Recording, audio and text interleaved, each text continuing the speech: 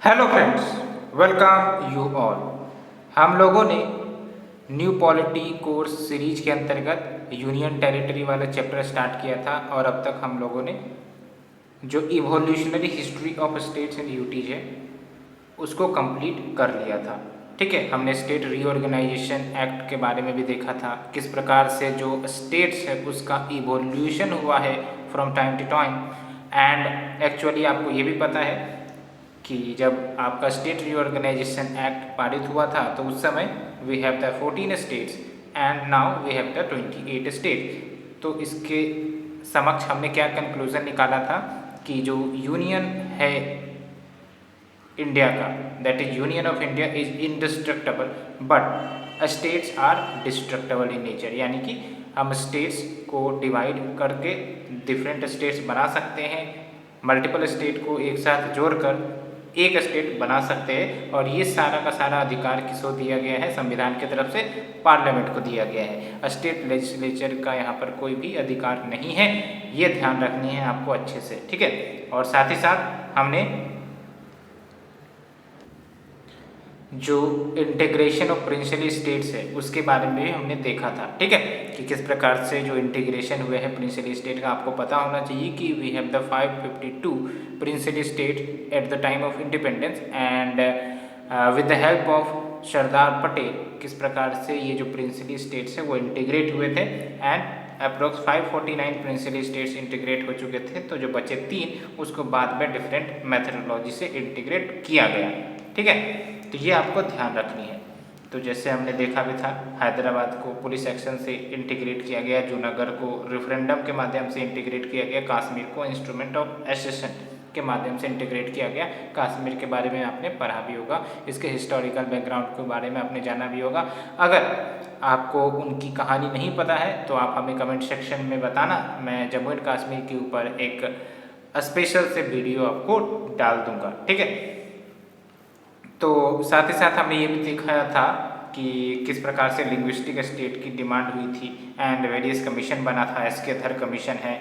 ठीक है, फिर जेबीपी कमेटी मैंने आपको बताया था, लेकिन दोनों ने कहीं ना कहीं जो लिंग्विस्टिक बेसिस पर जो डिवीजन ऑफ स्टेट है उसको कहीं ना कहीं रिजेक्ट कर दिया था। ठीक है, फिर प्रोटेस्ट जो है लोगों के बीच और ज़्यादा मजबूत हुई, तो अल्टीमेटली फजल अली कमीशन को इस्टेब्लिश किया गया था और फजल अली कमीशन 1953 में इस्टेब्लिश हुआ था, आप यहाँ पर देख सकते हो। और अल्टीमेटली इन्होंने कहीं ना कहीं ब्रॉडली एक्सेप्ट किया लैंग्वेज को as the basis of reorganisation of the states. ठीक है, एंड फजल अली कमीशन ने एक बात जरूर ध्यान रखने की बात कही थी कि जो यूनिटी ऑफ इंडिया है should be regarded as the primary consideration in redrawing the country's political unity, यानी कि आप चाहे कितने भी स्टेट बना लो, लेकिन आपका प्राइमरी ऑब्जेक्टिव होना चाहिए कि जो यूनिटी ऑफ इंडिया है वो आपका बनी रहे। ठीक है, वो प्राइमरी कंसिडरेशन होना चाहिए। तो आउटकम 14 स्टेट्स एंड 6 यूटीज बना था। हमने जम्मू एंड कश्मीर एंड लद्दाख के बारे में भी डिस्कस किया था बेसिक से, लेकिन आप हमें बताओगे कमेंट सेक्शन में तो हम उसके लिए डिटेल वीडियो भी आपको पब्लिश कर देंगे। ठीक है, यहाँ पर हमने देखा कि किस प्रकार से 2019 में जम्मू एंड कश्मीर का एक प्रकार से रीओरिएंटेशन होता है और अल्टीमेटली 2 यूटी बनते हैं। एक तो आपका जम्मू एंड कश्मीर जिसके पास खुद का लेजिस्लेटिव असेंबली भी होगा, एंड दूसरा है आपका लद्दाख जिसके पास कोई लेजिस्लेटिव असेंबली नहीं होगी। और लद्दाख की जब हम बात करेंगे तो यहाँ पर आप देख सकते हो येलो कलर में आपको लेह और कारगिल वाला रीजन दिख रहा होगा, है ना, तो ये आपका लद्दाख में आ जाएगा। ठीक है, तो ये हमने देखा था, जम्मू एंड कश्मीर के मैप को भी हमने देखा है। ठीक है, और साथ ही साथ हमने कुछ इवोल्यूशन देखा था, कुछ हिस्टोरिकल बैकग्राउंड देखा था, कुछ यहाँ पर स्टेट पीसीएस के लिए इम्पॉर्टेंट है, वैसे यूपीएससी के लिए यहाँ से कुछ भी इम्पॉर्टेंट नहीं है। हाँ, ये जरूर याद रख सकते हो कि 1953 में आंध्र प्रदेश क्रिएट किया गया था out of the Madras and it was the first linguistic state. तो उसके बाद सिक्किम का कुछ स्टेटस है। ठीक है, और उससे जुड़ा कुछ स्पेशल प्रोविजंस भी दिया गया है संविधान में सिक्किम के लिए। ठीक है, एंड फिर नेम चेंज का भी प्रक्रिया हमने डिस्कस किया था कि कैसे नेम चेंज किए जा सकते हैं, तो ये सब हमने देखा था। तो ये सब जो आपके कॉन्स्टिट्यूशनल फीचर्स हैं ना वो डिस्कस हो चुके हैं। अब यहाँ से आपका आसान टॉपिक और मेंस के लिए आपका ये टॉपिक होगा। ठीक है, बिकॉज ये थोड़ा सा जो हम अभी आगे पीडीएफ डिस्कस करेंगे वो थोड़ा सा मेंस पर्सपेक्टिव से ज़्यादा इम्पोर्टेंट है रेदर योर प्रीलिम्स पर्सपेक्टिव, ठीक है। बिकॉज प्रीलिम्स का जो भी आपका इम्पोर्टेंट डाटा था, फैक्ट्स था, फीचर्स था, वो हमने ऑलरेडी डिस्कस कर ली है। अब हम थोड़ा सा इवेल्युएशन करेंगे लिंग्विस्टिक रीऑर्गेनाइजेशन जो हुए स्टेट का। बिकॉज आपको भी पता है ना 1956 में आपका फर्स्ट रीऑर्गेनाइजेशन ऑफ स्टेट हुआ था। तो उस समय से लेकर अब तक यानी कि 2022 तक क्या बेनिफिट रहे, क्या मेरिट्स रहा, क्या डिमेरिट्स रहा, उन सब को हम जानने का प्रयास करेंगे। तो सबसे पहली बात तो ये आपको ध्यान में रखनी है कि गांधी जी हो या फिर नेहरू जी हो, है ना, शुरुआती दौर में वो लिंग्विस्टिक रीऑर्गेनाइजेशन के फेवर में थे कि भाई साहब लैंग्वेज के आधार पर हम रीजन को डिमार्केट कर सकते हैं, वो अच्छा होगा। जैसे फॉर एग्जांपल नागपुर सेशन जब हुआ था तो प्रदेश कांग्रेस कमेटी को भी सेटअप किया गया था 1920 में। एंड लेकिन आप यहाँ पर से देखो कि किस प्रकार से माइंडसेट चेंज होगा जब पार्टीशन हुआ। बिकॉज 1920 में तो कोई पार्टीशन की बात नहीं चल रही थी, आपने देखा होगा उस समय तक तो पार्टीशन का कोई स्कोप ही नहीं था, ठीक है। लेकिन आप समझने की कोशिश करो जब पार्टीशन एक्चुअली हो गया, ठीक है, तो अचानक से नेहरू जी के जो दिल और दिमाग में कहीं ना कहीं ये जो विचार है कि लिंग्विस्टिक आधार पर स्टेट को डिवाइड किया जाए, उसके प्रति एक प्रकार से निगेटिव फीलिंग डेवलप हो गई। और कहीं ना कहीं नेहरू जी जो कि एक समय आउटराइट सपोर्टर हुआ करते थे, वो एक प्रकार से स्टॉन्चेस्ट क्रिटिक बन गए, है ना, लिंग्विस्टिक बेसिस पर स्टेट को डिवीजन करने के रेस्पेक्ट में। क्योंकि आप समझने की कोशिश करो पार्टीशन जब हुआ तो नया नया देश बना। अब वैसे में अगर लिंग्विस्टिक ग्राउंड के आधार पर डिवीजन किया जाएगा तो भविष्य में क्या पता फिर से पार्टीशन की डिमांड बढ़ जाए, ठीक है।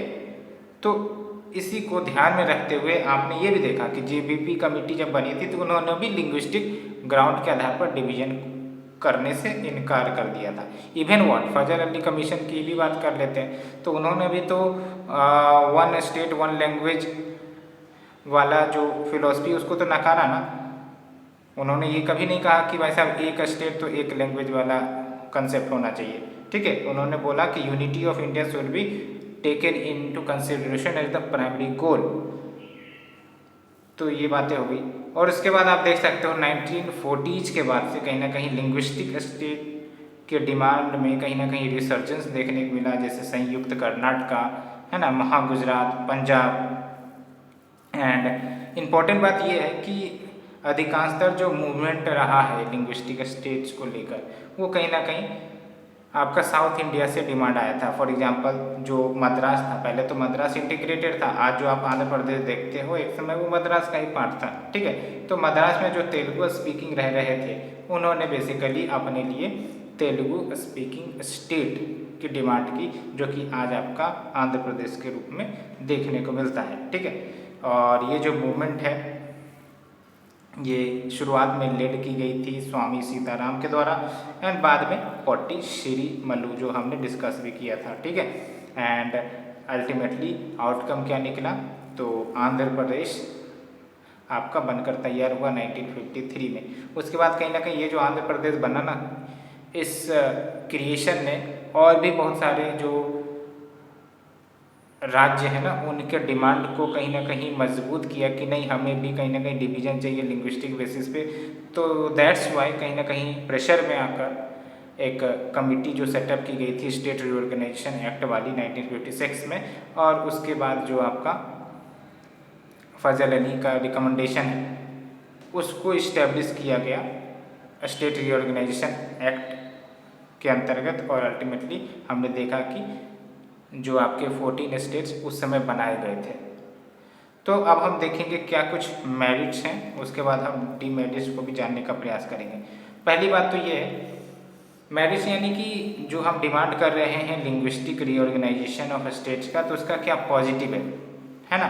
तो पहली बात तो ये कि सेकुलर मोड ऑफ डिमांड है। सेकुलर मोड ऑफ डिमांड कैसे है, ऐसा इसीलिए बिकॉज जो हम डिमांड कर रहे हैं न्यू स्टेट के लिए वो कोई कास्ट या फिर रिलीजन बेस पर तो नहीं है। जैसे आपने देखा मोहम्मद अली जिन्ना की ही बात करते हैं, उन्होंने तो रिलीजन के आधार पर रीजन को डिमार्केट करने की बात करी थी। जो आपका आज कहीं ना कहीं सेपरेट पाकिस्तान बना है। ठीक है, तो यहाँ पर तो ऐसा कुछ नहीं है, यहाँ पर लिंग्विस्टिक बेसिस के आधार पर कहीं ना कहीं स्टेट के डिमार्केशन की बात की जा रही है, इसीलिए कहा जाता है कि it is more secular than caste और रिलीजियस बेस। और दूसरी इंपॉर्टेंट बात यह है कि जब हम डिमार्केशन रीऑर्गेनाइजेशन करते हैं स्टेट का ऑन द लिंग्विस्टिक टर्म, तो बेटर लर्निंग आउटकम हो सकता है, बिकॉज अगर लिंग्विस्टिक यूनिफॉर्मिटी रहेगी तो कहीं ना कहीं जो एजुकेशन है वो मदर टंग में और भी बेटर तरीके से प्रोवाइड किया जा सकता है। साथ ही साथ यूनिटी इन डाइवर्सिटी कैसे, तो regional languages and regional culture का प्रमोशन अच्छे से हो सकेगा, तो it will also strengthen our concept of unity in diversity. साथ ही साथ जो मासेस हैं, पीपल्स हैं, वो पार्टिसिपेट कर सकते हैं डेमोक्रेटिक प्रोसेस में, अगर जो एडमिनिस्ट्रेशन का लैंग्वेज है वो उनके खुद का हो, उनके जाने पहचाना हो। ठीक है, जैसे फॉर एग्जांपल आप लोकल लैंग्वेज में ज़्यादा सीखने का प्रयास करते हो, है ना, अगर कोई फॉरेन लैंग्वेज के माध्यम से आपको पढ़ाया जाए तो आप उसको ग्रैप्स नहीं कर पाओगे।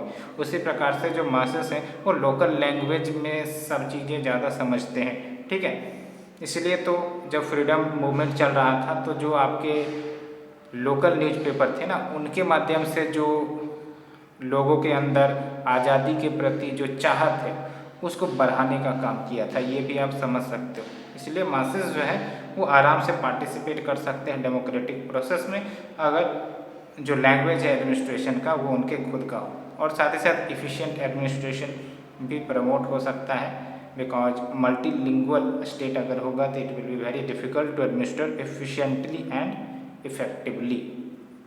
तो फ्रेंड्स, ये हमने डिस्कस किया। अगर आपको हमारा वीडियो अच्छा लग रहा है तो आप लाइक शेयर कमेंट करना ना भूलें। साथ ही साथ आप हमें सब्सक्राइब कर सकते हैं, सब्सक्राइब बटन को क्लिक करके। एलोंग विथ जो टेलीग्राम चैनल का लिंक मैं आपको डिस्क्रिप्शन बॉक्स में डाला हुआ हूँ, आप उससे जुड़ सकते हो और PDF भी वहाँ से डाउनलोड कर सकते हो। तो ये तो हमने मेरिट्स की बात कर ली फ्रेंड्स, अब चलते हैं डीमेरिट्स की। तो पहली बात तो ये कि अगर एक बार जो डिमांड एक्सेप्ट कर दी जाती है तो आप मान के चलो कि जो डिमांड है ना वो और बढ़ता जाएगा। आज एक राज्य से डिमांड होगा, कल दूसरे राज्य से, कल तीसरे राज्य से, और ना जाने कितने लैंग्वेज है हमारे देश में, है कि नहीं है। तो ऐसे में कहीं ना कहीं और ज़्यादा दिक्कत की स्थिति आ सकती है। दूसरी इम्पोर्टेंट बात जो सबसे बहुत ही महत्वपूर्ण इम्पोर्टेंट है वो है आपका रीजनलिज्म का ग्रोथ हो सकता है। ठीक है, और जहाँ पर भी रीजनलिज्म ज़्यादा डोमिनेट करेगा वहाँ पर कहीं ना कहीं नेशनल आइडेंटिटी जो है वो कहीं ना कहीं वीक हो सकती है। ठीक है, तो ये ध्यान रखना है आपको। तो regionalism and it can slow down the process of emergence of national identity. ठीक है, एंड सब नेशनलिज्म तीसरा इश्यू है ना, यानी कि सब नेशनल फीलिंग आ सकती है विच में result into balkanization of country. Balkanisation यानी कि डिवीजन कहते हैं। एंड जो सब नेशनल आइडेंटिटी है वो कहीं ना कहीं एक प्लेटफॉर्म बन सकता है for voicing secular demands. And ये ध्यान रखना है जो स्मॉल स्टेट्स है ना वो हमेशा ये नहीं होगा कि इकोनॉमिकली एंड फाइनेंशियली वायबल होगा। जैसे झारखंड को बनाया गया बिहार से अलग करके, तो साइज में देखा जाए तो बहुत ही छोटा है, लेकिन आज भी देख लो इकोनॉमिकली फाइनेंशियली कहीं ना कहीं झारखंड काफ़ी वीक है, तो कोई इम्प्रूवमेंट नहीं हुआ है। इसीलिए अगर हम स्टेट को इवेंट डिमार्केट भी करते हैं, डिवाइड भी करते हैं, तो ये गारंटी नहीं होता हमारे पास कि वो इकोनॉमिकली अच्छा परफॉर्मेंस कर ही देगा या फिर फाइनेंशियली मजबूत हो ही जाएगा। तो ये सबसे बड़ा वीकनेस भी है। तो क्या क्या हमने वीकनेस या डिमेरिट देखा। ग्रोथ ऑफ रीजनलिज्म हो सकता है, और जहाँ पर ग्रोथ ऑफ रीजनलिज्म होगा वहाँ पर जो नेशनल आइडेंटिटी है वो शब्दी हो सकती है। साथ ही साथ सब नेशनलिज्म जिसके कारण आपका बाल्कनाइजेशन ऑफ कंट्री हो सकता है। अलॉन्ग विथ जो स्मॉल स्टेट्स हमेशा इकोनॉमिकली फाइनेंशियल वायबल हो ही जाए ऐसा भी कोई गारंटी नहीं है। और यहाँ पर कुछ एग्जांपल दे दोगे, आप झारखंड का एग्जांपल दे सकते हो। ठीक है, एंड चौथी इंपॉर्टेंट बात जो आपको ध्यान में रखनी है कि इस प्रकार की डिमांड को अगर एक्सेप्ट किया जाता है तो भविष्य में और भी कहीं ना कहीं डिमांड आ सकती है और इतने सारे लैंग्वेज है, तो सारे के एस्पिरेशन को फुलफ़िल करना वो भी एक चैलेंजिंग टास्क होगा गवर्नमेंट के लिए, ठीक है। तो ये फ्रेंड्स हमने डिमेरिट देखा। अब चलते हैं गवर्नमेंट ऑफ इंडिया जो response to the demand for the state. तो गवर्नमेंट ऑफ इंडिया किस प्रकार से रिस्पॉन्स करती है, क्योंकि डिमांड जो है नए स्टेट्स का कहीं ना कहीं आते रहता है। हम देखेंगे जैसे फॉर एग्जांपल उत्तर प्रदेश से डिमांड आता है कि हमें हरित प्रदेश चाहिए, है ना, बुंदेलखंड का एरिया अलग कर दो उत्तर प्रदेश से, ऐसा कुछ डिमांड आता है। तो गवर्नमेंट ऑफ इंडिया कैसे रिस्पॉन्स करती है? तो पहली बात तो ये कि government of India special developmental assistance and package provide करती है उन रीजन्स को कि भाई साहब ठीक है, आपके जो कंसर्न्स है ना, आपके जो इश्यूज है, हम उन इश्यूज को ही क्यों ना हैंडल कर ले, रैदर कि हम एक सेपरेट स्टेट क्रिएट कर ले। तो कैसे हम हैंडल करेंगे? Special developmental assistance and package provide करके। साथ ही साथ जिनको थोड़ी ऑटोनॉमी चाहिए तो उनके लिए हम ऑटोनोमस काउंसिल क्रिएट कर देते हैं, जैसे दार्जिलिंग गोरखा काउंसिल। असम में भी आप देखते हो कि बहुत सारे ऑटोनोमस काउंसिल हैं।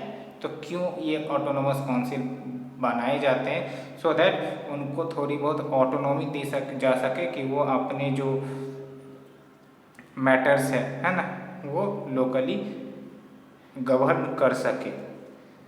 एंड साथ ही साथ लैंग्वेज का इंक्लूजन किया जाता है 8th शेड्यूल में, जैसे बहुत सारे लैंग्वेज को इंक्लूड किया गया है। कोनाकानी लैंग्वेज हो गया, बोडो लैंग्वेज हो गया।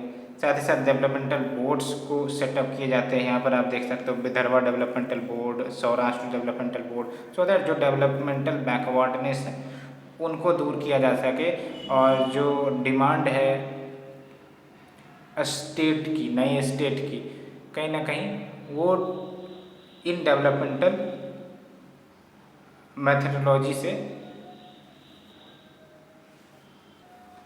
फुलफिल किया जा सके, ठीक है। एंड एक और सबसे इम्पोर्टेंट बात, जो स्पेशल कैटेगरी स्टेटस की बात चलती रहती है कि हम अगर आपको स्पेशल स्टेटस कैटेगरी वाला दे देते हैं तो इसमें बहुत सारे बेनिफिट मिलते हैं, इकोनॉमिक इंसेंटिव्स मिल जाती है। जैसे for example government of India कोई भी स्कीम अगर लॉन्च करती है इन राज्यों में तो उनको बहुत ही कम पैसे देने पड़ते हैं, ठीक है, टैक्स रिबेट मिलता है, बहुत सारे बेनिफिट कहीं ना कहीं मिलते हैं। तो ये सब कुछ गवर्नमेंट ऑफ इंडिया रिस्पॉन्स लेती है to the demand for the states. अब हम बात करते हैं critical analysis of demand for small state कि लेट्स से कि बहुत सारे जो आप राज्य देखते हो, तो ये जो आप बहुत सारे राज्य देखते हो, ध्यान रखना है आपको कि इन राज्यों में से ऐसे डिमांड निकलते रहते हैं कि भाई साहब हमें एक नया स्टेट चाहिए, है ना। तो क्या एक स्मॉलर स्टेट क्रिएट करना कितना ज़्यादा बढ़िया होगा, या फिर क्या उसके चैलेंजेस हैं, उन सब को हम यहाँ पर डिस्कस कर सकते हैं। क्यों ये डिमांड निकल कर आती है? जैसे फॉर एग्जांपल मैं आपको एग्जांपल दिखाता हूँ। यहाँ पर आप देखो, यहाँ पर देखो उत्तर प्रदेश से डिमांड निकल कर आता है कि बुंदेलखंड को सेपरेट किया जाए, है ना। और उसके बाद आप देख सकते हो वो वेस्टर्न उत्तर प्रदेश से ही डिमांड आती है कि हरित प्रदेश बनाया जाए, ठीक है। विदर्भा को एक अलग सा स्टेट के रूप में दर्जा दिया जाए, है ना। जैसे बिहार में जो आपका मिथिलांचल एरिया है वहाँ से भी डिमांड आता है कि हमें सेपरेट किया जाए। तो ये सब कुछ एग्जाम्पल है जो इंडिपेंडेंट स्टेट्स की डिमांड करते हैं, और भी बहुत सारे हैं आप देख सकते हो। वेस्ट बंगाल, असम, दिल्ली को स्टेट के रूप में डिमांड किया जाता है। तो इसको तो हम देखेंगे दिल्ली एज स्टेट क्या अप्रोच है, कौन से क्या चैलेंजेज हैं, है ना। तो ये सब हम डिस्कस करने वाले हैं यहाँ पर। तो चलिए हम डिस्कस करते हैं। सबसे पहली बात तो हम डिमांड के कारण को समझने का प्रयास करते हैं। पहली बात ये कि कल्चरल एथनिसिटी, यानी कि अब ये जो आप बहुत सारे राज्य देखते हो इसमें मल्टीपल कल्चर्स एंड एथनिसिटी वाली पॉपुलेशन शामिल है ना। अब कभी कभी क्या होता है कि ये जो आपके सर्टेन सेक्शन ऑफ पॉपुलेशन है वो अलग से अपने लिए स्टेट की डिमांड करने लगते हैं कि भाई साहब मेरा कल्चर अलग है, मेरी एथनिसिटी अलग है, इसलिए हमें अलग राज्य का दर्जा दीजिए। जैसे for example Gorkhaland out of the West Bengal की डिमांड चलती है, नागालैंड डिमांड चलता है नॉर्थ ईस्ट में, है। नॉर्थ ईस्ट में नागालैंड के बारे में आपने सुना होगा, द ग्रेट नागालैंड, ठीक है। एंड साथ ही साथ बोडोलैंड जो असम में है, तो कल्चरल एंड एथनिसिटी को प्रोटेक्ट करने के लिए डिमांड चलती है। साथ ही साथ बेटर गवर्नेंस हो सके, बिकॉज अब आप समझो उत्तर प्रदेश की बात करते हैं, इतना बड़ा राज्य है, इतनी बड़ी पॉपुलेशन है, अब उसको प्रॉपरली एडमिनिस्ट्रेशन मेंटेनेंस करना कितना बड़ा चैलेंजिंग होता होगा, समझ सकते हो कितनी बड़ी रिसोर्सेस खर्च की जाती होंगी, और प्रॉपर मॉनिटरिंग एफिशिएंसी ऑफ जो all the schemes and benefit जो दिए जाते हैं गवर्नमेंट की तरफ से वो नहीं हो पाता होगा। इसलिए कहीं ना कहीं प्रपोजल चलता है कि उत्तर प्रदेश को स्प्लिट कर स्मॉलर स्टेट्स में डिवाइड कर दिया जाए, सो दैट बेटर गवर्नेंस हो सके। ठीक है, पॉलिटिकल रीजन्स हो सकते हैं, यानी कि जैसे फॉर एग्जांपल यूपी में ही कुछ ग्रुप्स हैं जो वेस्टर्न यूपी में ज़्यादा डोमिनेटेड है, तो वो वहाँ से डिमांड करते हैं कि नहीं भाई साहब हमें हरित प्रदेश चाहिए। पॉलिटिकल रीजन मतलब समझ लो ना कि बेसिकली सर्टेन पॉलिटिकल ग्रुप्स वो बेसिकली इन्फ्लुएंस करते हैं पॉपुलेशन को कि भाई साहब आप न्यू स्टेट का डिमांड करिए, ये बातें हो जाती है। साथ ही साथ लोकल लैंग्वेजेज एंड कल्चर का इम्पोजिशन कुछ कुछ राज्यों में देखने को मिलता है ना, तो इसके कारण जो कल्चरल एथनिसिटी है वो कहीं ना कहीं डिस्टर्ब हो सकती है, इसीलिए भी वन ऑफ द कारण कि डिमांड चलते हैं नए स्टेट के। एंड साथ साथ इकोनॉमिक बैकवर्डनेस, बहुत सारे राज्य जो हैं वो इकोनॉमिक बैकवर्डनेस फेस कर रहे हैं। ठीक है, तो उनको कहीं ना कहीं प्रॉपरली मैनेज करने के लिए है ना, उनको कहीं ना कहीं फॉरवर्ड लाने के लिए, उनकी जो बैकवर्डनेस उनको दूर करने के लिए ये जो डिमांड है वो फुलफ़िल किया जा सकता है। ये सब भी कुछ बातें चलती है। ठीक है, जैसे तेलंगाना, विदर्भा, तो ये हमने देख लिया। ये तो कुछ हमने कारण देखा। क्या क्या कारण हो गया आपका, culture and ethnicity, better governance के लिए पॉलिटिकल रीजन्स हो सकते हैं, है ना, ज़बरदस्ती लोकल लैंग्वेज एंड कल्चर को इम्पोज करना जिसके कारण जो आपके सर्टेन सेक्शन ऑफ पॉपुलेशन है ना, उनकी कल्चर या फिर एथनिसिटी पर प्रभाव आ सकती है। साथ ही साथ इकोनॉमिक बैकवर्डनेस, तो ये सब हम कुछ देखते हैं। अब बात करते हैं मेरिट्स की, क्या पॉजिटिव है अगर स्मॉल स्टेट बनता भी है तो इसके क्या मेरिट्स होंगे, क्यों बनाने चाहिए। पहली बात तो आप ध्यान रखो एडमिनिस्ट्रेटिव कन्वीनियंस। एडमिनिस्ट्रेटिव कन्वीनियंस यानी कि एडमिनिस्ट्रेशन चलाना और ज़्यादा आसान होगा, बेटर गवर्नेंस होगा, बेटर मॉनिटरिंग होगा, बेटर आइडेंटिफिकेशन ऑफ बेनिफिशियरी हो सकेगा। ठीक है, जैसे उत्तर प्रदेश का एग्जाम्पल आप ले सकते हो। एंड जो स्मॉल स्टेट्स होंगे वो ज़्यादा होमोजीनियस होंगे in terms of developmental aspiration, because उतनी ज़्यादा डाइवर्सिटी हमें देखने को नहीं मिलेगी, तो आराम से प्रॉपर डेवलपमेंटल एस्पिरेशन को फुलफिल किया जा सकता है। साथ ही साथ देख सकते हो आप ये फैसिलिटेट करेगा पीपल पार्टिसिपेशन को एडमिनिस्ट्रेशन में, बिकॉज एडमिनिस्ट्रेशन कहीं ना कहीं काफ़ी ज़्यादा क्लोजर हो जाएगा टू द पॉपुलेशन। जैसे फॉर एग्जांपल उत्तर प्रदेश इतना बड़ा प्रोविंस है, अब लेट्स से कि कोई क्राइम का केस है हाई कोर्ट के पास जाता है ना, तो कितनी ज़्यादा पेंडेंसी बढ़ जाती होगी। ठीक है, कोई पुलिस का मैटर है, कोई क्राइम का मैटर है, पुलिस स्टेशन में जाता है तो कितनी ज़्यादा जो पेंडेंसी वो बढ़ जाती होंगी, टाइम डिले होता है, कोई स्कीम का लाभ उठाना है ना, कोई गवर्नमेंट सर्विसेज का लाभ उठाना है तो उसको पाने में कितना समय लग सकता है। तो कहीं ना कहीं ये सब दिक्कतें आती हैं जिस कारण जो पीपल पार्टिसिपेशन एडमिनिस्ट्रेशन में वो वीक हो जाता है।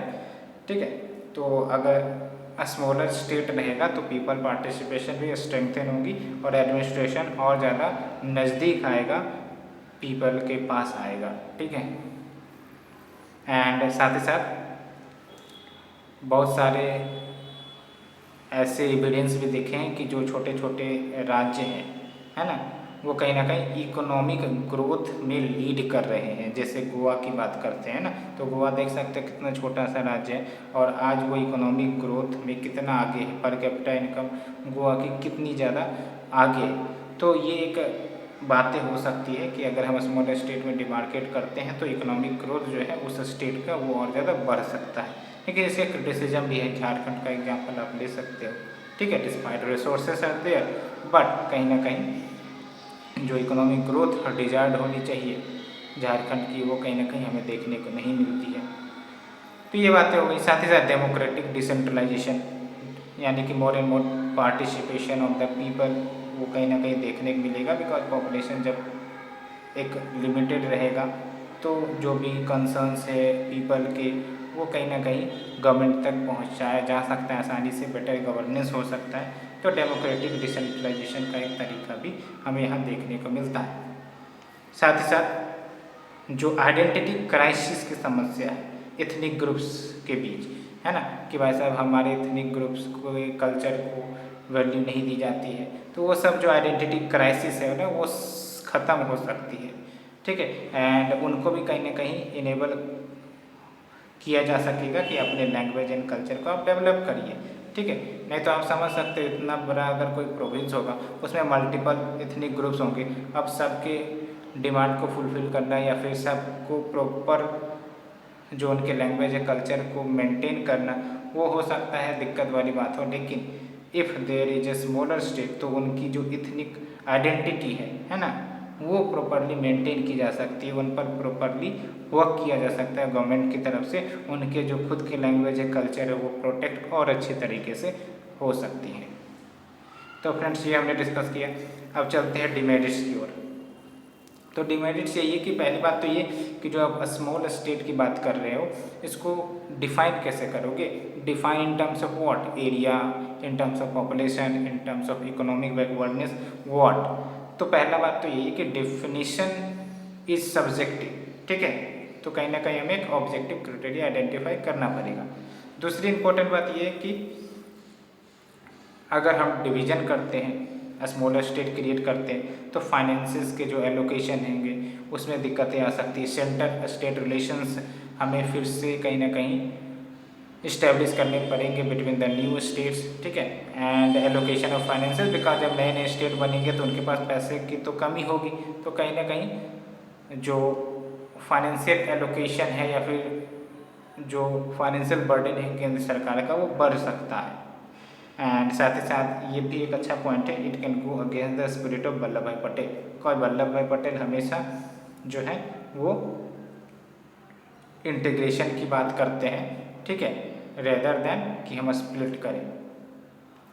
एंड साथ ही साथ ये देख सकते हो कि ये कोई गारंटी नहीं होगा, लेट्स से कहने का मतलब अगर हम स्टेट को डिवीज़न कर भी देते हैं तो ये कोई गारंटी नहीं होगा कि उस स्टेट का ह्यूमन डेवलपमेंट इंडिकेटर में सुधार हो ही जाए, उस स्टेट का एजुकेशन में सुधार हो ही जाए, उस स्टेट का हेल्थ में सुधार हो ही जाए। तो क्या आप गारंटी दे सकते हो? नहीं दे सकते हो। दैट्स वाई ये भी एक आपके डिमेरिट्स है।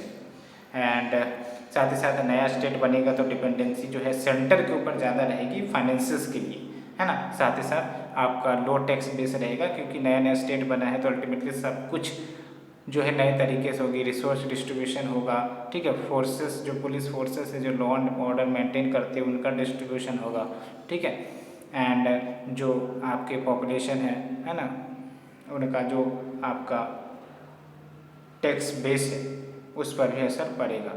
साथ ही साथ देख सकते हो आप issue of economic viability. Economic viability मतलब अगर हम स्टेट क्रिएट कर भी देते हैं, ठीक है, तो कोई गारंटी तो नहीं कि वो इकोनॉमिक ग्रोथ में लीड करेंगे। अगर लीड कर गए तो अच्छी बात है, लेकिन अगर लीड नहीं किए तो कहीं ना कहीं सेंटर को एक प्रकार से लीड रोल लेना पड़ेगा उस स्टेट की देख रेख के लिए, है ना। उनको टाइम टू टाइम अलग से फाइनेंशियल रिसोर्सेस एलोकेट करने पड़ेंगे, ग्रांट देने हो सकते हैं, ठीक है। तो इसके कारण केंद्र की जो फाइनेंशियल बर्डन है वो बढ़ सकती है। एंड साथ ही साथ डुप्लीकेशन हो सकता है, ओवरलैपिंग हो सकता है एडमिनिस्ट्रेटिव सेटअप का, जैसे कोर्ट्स है ना। तो नए नए राज्य बनेंगे तो एक ही कोर्ट हो सकता है मल्टीपल स्टेट के इश्यू को देखे, या फिर यूँ कह सकते हो कि दो राज्य बने तो दो नए नए कोर्ट्स लाने पड़ेंगे, तो उनके लिए भी कहीं ना कहीं पैसे लाना पड़ेगा, ठीक है। तो ये सब बातें हैं। जो वर्क फोर्सेस काम कर रहे थे, ठीक है, गवर्नमेंट ऑफिस में, उसका भी डिवीज़न होगा। इसीलिए एडमिनिस्ट्रेटिव चैलेंजेस जो है ना वो काफ़ी ज़्यादा है। जैसे फॉर एग्जांपल बिहार से अलग होकर जब झारखंड बना था ना, तो जो वर्कफोर्स गवर्नमेंट सर्विसेज में काम कर रहे थे, है ना, उनका डिमार्केशन करना पड़ा, ठीक है। पेंशन्स, सैलरीज कैसे दिए जाएंगे, कहीं ना कहीं उसके ऊपर भी इश्यू देखने को मिली थी, जो आज भी कहीं ना कहीं हमें देखने को मिलती है लोगों के बीच। तो ये सब कुछ इश्यू रहती है। तो अब ये कंक्लूज़न में आप लिख सकते हो कि अगर ऐसा एज्यूम कर लिया जाता है कि जो स्मॉल स्टेट्स के जो रिडक्शन है वो डेवलपमेंटली मोर एफिशिएंट होंगे, तो ऐसे अरेंजमेंट एग्जिस्ट करवाए जा सकते हैं in the form of local bodies and in the form of blocks. And कहीं ना कहीं जो भी हम करें उसमें आपका इफ़ेक्टिव एफिशिएंट यूटिलाइजेशन इन इंस्टीट्यूशंस का करना ज़रूरी होगा, कैपेसिटी बिल्डिंग करना ज़रूरी होगा। तो फ्रेंड्स ये हमने डिस्कस किया। अब चलते हैं कि जो आपका first state reorganisation commission establish हुआ था 1956 में। अब आप देख सकते हो इतना लंबा साल हो गया है, वो 1956 में हुआ था और अब आपका 2022 हो गया है। तो क्या हमें second state reorganisation commission set up करने की ज़रूरत है? अगर हाँ तो क्यों करने की ज़रूरत है? तो पहली बात तो यही कि जो रीऑर्गेनाइजेशन है ना वो इवॉल्विंग प्रोसेस है ना। एक बार हमने रीऑर्गेनाइजेशन कर दिया तो हम उस पर स्टेटिक तरीके से रुक नहीं सकते, है ना। Time to time depending on the needs हमें रीऑर्गेनाइजेशन करना पड़ सकता है। साथ ही साथ दूसरा सबसे बड़ा इशू आता है जो इनेबल करता है कि हमें स्टेट रीऑर्गेनाइजेशन को फिर से सेटअप करना चाहिए, वो है आपका पॉपुलेशन। बिकॉज बहुत सारे राज्यों में जो पॉपुलेशन है ना वो एक्सपोनेंशियली बड़े हो गए हैं, बहुत लार्ज हो गए हैं, है ना। यूपी की बात कर लो, ठीक है।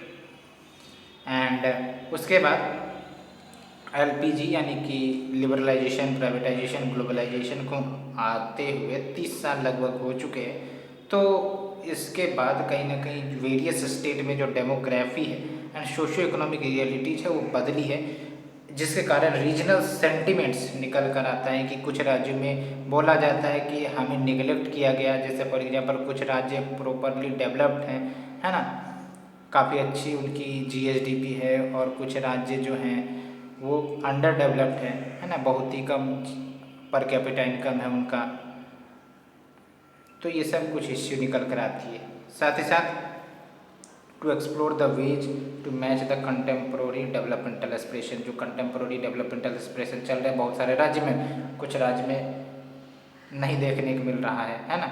एक राज्य के अंदर ही अगर देखें तो एक पोर्शन आपका डेवलप नज़र आता है, एक पोर्शन आपका अंडर डेवलप नज़र आते हैं। तो इन सब इश्यू के कारण भी कहीं ना कहीं कहा जा सकता है कि हमें रीऑर्गेनाइजेशन करने की ज़रूरत हो सकती है।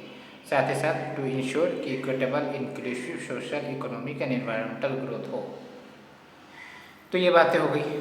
अब मैंने आपको बताया था कि ये जो डिमांड है ना वो लंबे समय से चल रही थी। मैंने आपको मैप डालने का प्रयास किया था, लेकिन वो चूँकि पेज ज़्यादा लंबा हो जाता है इसलिए मैंने मैप नहीं इंक्लूड किया। नहीं तो ये तो मैंने कुछ ही लिस्ट दिए। बहुत सारे डिमांड आते रहते हैं नए स्टेट क्रिएट करने के लिए फ्रॉम द एग्जिस्टिंग वन। जैसे हमने एग्जाम्पल भी बताया, उत्तर प्रदेश, हरित प्रदेश, महाराष्ट्र, बिहार से आपका मिथिलांचल का डिमांड आता है, वेस्ट बंगाल से गोरखालैंड का डिमांड आता है, असम से बोडोलैंड का, दिल्ली को स्टेट के रूप में डिमांड देखने को मिलती है ना, पुडुचेरी का फिर है। अब चलते हैं एक और इश्यू पर, ये भी कहीं ना कहीं लाइमलाइट में रहता है कि क्या दिल्ली को स्टेट का दर्जा दे दिया जाए, और अगर दे दिया जाए तो इसके क्या फेवर में कुछ पॉइंट्स आ सकते हैं और क्या इसके अगेंस्ट में कुछ पॉइंट आ सकते हैं। फिर हम वे फॉरवर्ड देखेंगे, ठीक है। तो सबसे पहली बात तो ये है कि दिल्ली आपको भी पता है ना प्रॉपर स्टेट नहीं है। प्रॉपर स्टेट नहीं है कहने का मतलब ये है कि वो आपका यूटी है। एंड जब हम बात करते हैं यूटी की तो ध्यान रखना है पार्लियामेंट के पास पूर्णतः पूरा अधिकार होता है कि वो किसी भी सब्जेक्ट मैटर पर, चाहे आपका स्टेट का लिस्ट हो, यूनियन का लिस्ट हो, कनकरेंट का लिस्ट हो, वो लॉ बना सकते हैं। हालांकि दिल्ली जो गवर्नमेंट है उनको सर्टेन सब्जेक्ट छोड़कर बाकी जो स्टेट सब्जेक्ट है उन पर लॉ बनाने का अधिकार है, ठीक है। ये तो आपको पता ही होगा, अगर नहीं पता तो हम यूटी के चैप्टर में डिस्कस कर भी लेंगे इसे। तो अब क्या बातें चलती है, क्या फेवर है, हम देखते हैं। तो पहली बात तो ये कि 69th अमेंडमेंट हुआ था संविधान में 1991। इसके तहत दिल्ली में लेजिस्लेटिव असेंबली बनी थी। जब शुरुआत संविधान आज़ाद हुआ था, मतलब संविधान बना था, तो बेसिकली लेजिस्लेटिव असेंबली दिल्ली के पास नहीं थी। तो 69th अमेंडमेंट एक्ट 1991 आया था, तो अल्टीमेटली दिल्ली को लेजिस्लेटिव असेंबली मिली। और आज दिल्ली में देखें तो 2 करोड़ पीपल निवास करते हैं। तो आप समझो कि दिल्ली में 2 करोड़ लोग निवास करते हैं और यही लोग बेसिकली लेजिस्लेटिव असेंबली के मेंबर्स को चुनते हैं। और अगर हम जो डेमोक्रेटिकली इलेक्टेड गवर्नमेंट है उनके पावर को रिस्ट्रिक्ट करते हैं कि वैसा इन सब्जेक्ट पर लॉ नहीं बना सकते हो, तो कहीं ना कहीं जो पॉपुलर मैंडेट उसके ये अगेंस्ट जा सकता है। ठीक है, तो it will be unfair to have restricted power to such popular mandate. और दूसरी इंपॉर्टेंट बात, it would also provide equal right of people for representation and self governance. तो अगर हम स्टेट के रूप में दर्जा दे देते हैं तो equal right of the people for representation and self governance ये भी देखने को मिलेगा। साथ ही साथ ये भी देख सकते हो कि जो यूएन की रिपोर्ट है वो प्रोजेक्ट करती है कि जो दिल्ली का अर्बन एग्लोमरेशन मतलब कि expanding of the urban area, उसी को कहते हैं एग्लोमरेशन, ये मोस्ट पॉपुलर सिटी बनकर निकलेगा वर्ल्ड में बाय 2028। एंड दैट्स वाई पहली बात तो ये कि दिल्ली में इलेक्टेड गवर्नमेंट है, और दूसरी इंपॉर्टेंट बात इतना ज़्यादा मैसिव पॉपुलेशन है 2 करोड़ का, तो जाहिर सी बात है लॉ एंड ऑर्डर को मेंटेन करने के लिए, है ना, स्टेट गवर्नमेंट के पास कुछ ना कुछ पावर तो होनी चाहिए। लेकिन अभी आपको पता है law and order and land management किसके हाथों में है? सेंट्रल गवर्नमेंट के हाथों में, है ना। तो यही बात बोली जा रही है कि इलेक्टेड गवर्नमेंट होने के बावजूद लॉ एंड ऑर्डर को मेंटेन करने में कोई भी सेइंग स्टेट गवर्नमेंट की नहीं है या फिर दिल्ली गवर्नमेंट की नहीं है। साथ ही साथ ये भी देख सकते हो अगर स्टेटहुड मिल जाता है, स्टेट का दर्जा मिल जाता है, तो ये जो आपका कोऑर्डिनेशन की समस्या निकलती है कि बार बार आप सुनते होंगे कि एलजी और दिल्ली गवर्नमेंट के बीच कुछ ना कुछ इश्यू पर कॉन्फ्लिक्ट देखने को मिलता है, साथ ही साथ फ्रीक्वेंटेशन देखने को मिलता है between the central government and Delhi government, तो ये इश्यू कहीं ना कहीं नहीं रहेगी। तो ये बातें होगी। अब चलते हैं अगेंस्ट में। तो अगेंस्ट में क्या पक्ष है? तो पहली बात तो ये कि अगर फुल स्टेटहुड की डिमांड करते हैं तो जाहिर सी बात है ये नेशन लेवल से तो कोई डिमांड निकल कर नहीं आ रहा है कि भाई साहब पूरा राष्ट्र से लोग कह रहे हैं कि हमें दिल्ली को स्टेटहुड का दर्जा दिया जाना चाहिए। पहली बात तो ये। दूसरी इम्पोर्टेंट बात कि ये जो डिमांड है कि स्टेटहुड दो, ये कहीं ना कहीं लोकल पॉलिटिकल इंटरेस्ट के कारण निकल कर आते हैं, लोकल एम्बिशन के कारण निकल कर आते हैं। और दूसरी इम्पोर्टेंट बात ये ध्यान रखनी है कि ये नेशनल कैपिटल है, ठीक है, नेशनल कैपिटल है जहाँ पर पूरी जो सेंट्रल गवर्नमेंट है, मशीनरी है, वो यहाँ पर रहती है। तो हमें लार्जर इंटरेस्ट के रूप में देखना चाहिए, यानी कि इंटायर कंट्री के इंटरेस्ट के रूप में देखना चाहिए। हमें सिक्योरिटी ऑफ द नेशन के प्रिज्म से देखना चाहिए, है ना। एंड जो दिल्ली है वहाँ पर इंस्टीट्यूशन ऑफ नेशनल इम्पोर्टेंस मौजूद है, चाहे वो प्रेसिडेंशियल हाउस हो, पार्लियामेंट हो, फॉरेन एम्बेसीज हो, तो जाहिर सी बात है वहाँ पर कहीं ना कहीं में स्पेशल सिक्योरिटी कवर देने की ज़रूरत होगी, क्लोज कोऑर्डिनेशन होना ज़रूरी होगा, तभी जाके ये इंफ्रास्ट्रक्चर एंड जो आपके गवर्नमेंट ऑफिसेस सब है वो प्रोटेक्टेड रहेंगे, है ना। उसके लिए कहीं ना कहीं स्ट्रिंजेंट सिक्योरिटी की ज़रूरत होगी। नहीं तो आप ध्यान रखो पार्लियामेंट अटैक भी हुआ था दिल्ली में, आप समझ रहे हो ना। तो ये बातें होगी। तो ये जो इंस्टीट्यूशन सब है ये सब कहीं ना कहीं सोल रिस्पॉन्सिबिलिटी है यूनियन गवर्नमेंट की, एंड ये किसी पार्टिकुलर स्टेट लेजिस्लेटिव असेंबली को बिलोंग नहीं करती है। और इंडिया की जो नेशनल कैपिटल है वो हर सिटीजन के लिए है, not just those who reside in the city. और साथ ही साथ अगर हम स्टेटहुड दे भी देते हैं तो एडमिनिस्ट्रेटिव बर्डन जो है दिल्ली गवर्नमेंट के ऊपर और भी ज़्यादा बढ़ जाएगा, जो कि ऑलरेडी काफ़ी ज़्यादा है। जैसे सिविक इम्यूनिटी देखने की बात हो जाएगी, लॉ एंड ऑर्डर अलग देखने से बात हो जाएगी, फाइनेंसेस का मैटर, तो ये सब कुछ बातें। अब वे फॉरवर्ड में आप देख सकते हो, है ना, कि जो ओवरलैपिंग जुरिडिक्शन है, वे फॉरवर्ड यानी कि क्या सॉल्यूशन होगा। तो कहने का मतलब ये है कि नेशनल कैपिटल है और वहाँ पर अभी फुल स्टेटहुड नहीं है, तो जाहिर सी बात है ओवरलैपिंग जुरिडिक्शन हो सकता है, और कहीं ना कहीं इस रियलिटी को मैनेज करने की ज़रूरत होगी ही होगी, ठीक है। ओवरलैपिंग जुरिडिक्शन यानी कि आपको ही पता है ना, पार्लियामेंट चाहे तो भी दिल्ली के सब्जेक्ट के ऊपर लॉ बना सकता है, साथ ही साथ स्टेट गवर्नमेंट भी लॉ बना सकती है, वो तो बनाती ही है, लेकिन कुछ सब्जेक्ट को छोड़कर तो ओवरलैपिंग जुरिडिक्शन हो सकता है। साथ ही साथ हो सकता है ये उपाय किया जाए कि ग्रेटर ऑटोनॉमी दे दिया जाए, मोर सब्जेक्ट्स दिल्ली गवर्नमेंट के कंट्रोल में दे दिया जाए, ठीक है। फेयर पावर शेयरिंग अरेंजमेंट्स हो among the different constituents, governance restructuring की जा सकती है, ठीक है, सो दैट अकाउंटेबिलिटी मजबूत की जा सके एंड दिल्ली को कहीं ना कहीं डिमांड की जानी चाहिए urgent revision of the existing constitutional provisions and rules of business की आप कहीं ना कहीं और ज़्यादा हमें ऑटोनॉमी देने का प्रयास करें। तो फ्रेंड्स ये हमने आज टोटल डिस्कशन किया कुछ मेरिट्स अगेंस्ट जो भी था एंड नेक्स्ट लेक्चर सीरीज में हम कुछ जो बॉर्डरिंग एरियाज है अक्षाई चीन associated issue India China border dispute उसको हम देखेंगे, ठीक है। साथ ही साथ हम देखेंगे इंडिया पाकिस्तान बॉर्डर इशू, ठीक है। और ये थोड़ा सा कल आई थिंक कि लास्ट लेक्चर होगा इस यूटी का। ये मैंने एक ही साथ आपको इसमें इसलिए प्रोवाइड कर दिया है कि बिकॉज ये सब कंटेम्प्रोरी इशू है, तो एक साथ अगर क्लियर हो जाती है तो कोई डाउट नहीं रहेगी। फिर आप देख सकते हो पीओके के बारे में हम यहाँ पर डिस्कस करेंगे एंड क्या कुछ डिटेल्स है, हिस्टोरिकल बैकग्राउंड पीओके का क्या है वो देखेंगे, डेमोग्राफी ऑफ पीओके क्या है वो देखेंगे, ठीक है। And that's all. उसके बाद यूटी का चैप्टर ख़त्म हो जाएगा एंड उसके नेक्स्ट हम हो सकता है ज्योग्राफी या फिर हिस्ट्री का लेक्चर शुरू करें। तो आपको कैसा लग रहा है आर्टिकल वीडियोज़ आप हमें कमेंट सेक्शन में बता सकते हो। आज के लिए फ्रेंड्स इतना ही। Thank you very much for your attendance. Thank you.